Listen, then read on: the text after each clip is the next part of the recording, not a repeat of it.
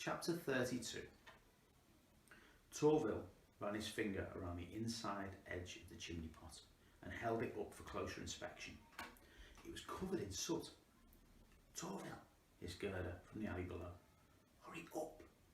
After a few wrong turnings, Torville had managed to locate Steiner's cottage, tucked away in the East Village.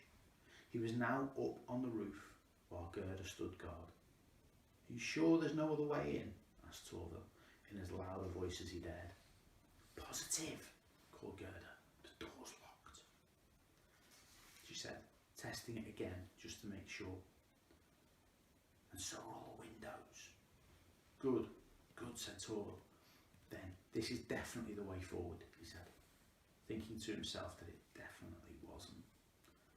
He was about to tell Gerda that he had thought he might be allergic to coal dust when his eye caught something peeping from out of the sack of toys beside him.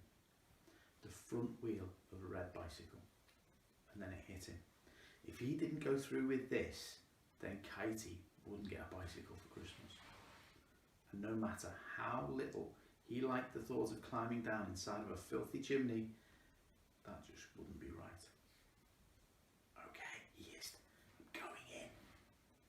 Taking a deep breath, he swung his right leg over the edge of the chimney pot, then his left. Once he had a toe hold, he gathered up the toy sack and swung it over his shoulder. He was now crouching inside the chimney pot with just his head peeping out. "Okay, I'm going to slowly make my way down," he called to Gerda, which was the last thing she heard him say before he fell.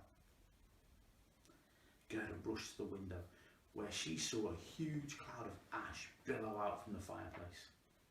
Then it settled. There was Torville, his red jacket coat, and his hat completely covered in soot. Gerda had to put her hand over her mouth so that he didn't see her laughing. Thankfully, Torville was coughing so much he didn't notice. Once he had recovered his composure, Gerda gestured for him to open the window. "Right," said Torville, opening up the sack. "Where shall I leave the bicycle?" "By the tree," said Gerda. "That way, Katie will know it's for Christmas." "Good idea," said Torville.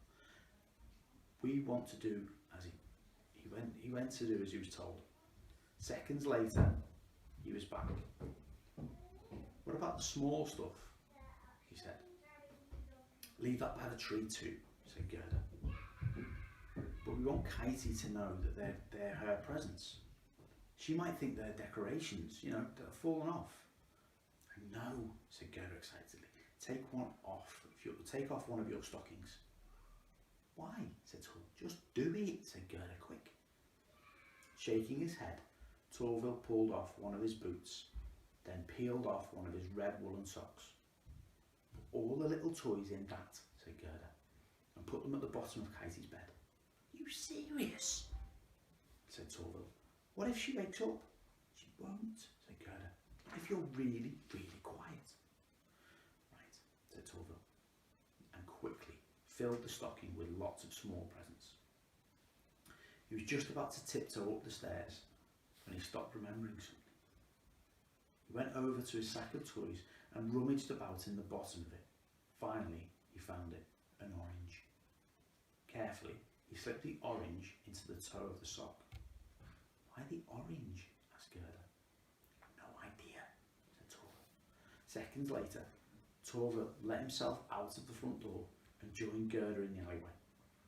He was beaming from ear to ear. "We did it, Gerda," he said joyfully. "We did it." "We've done one tiny part of it," said Gerda. "What about all the other children? I mean, look at all these houses. How are we going to get around all of them before anyone wakes up?" Torville's heart sank. Gerda was right. It had taken forever to climb up the Steiner's roof, and this was one of the smallest houses in the town, and therefore one of the easiest to climb. How was he going to get around all the others? It was then that they heard a loud snuffle from behind them in the alley. Torville and Gerda turned to see a large reindeer with a runny-looking nose. "Can I be of any assistance?" said a familiar voice. Rudolph, exclaimed Torval, you're real. As real as it gets, said Rudolph. And without further word between them, Torval swung himself up onto the reindeer's back, settled his bag of toys onto his shoulder, and off they took into the night.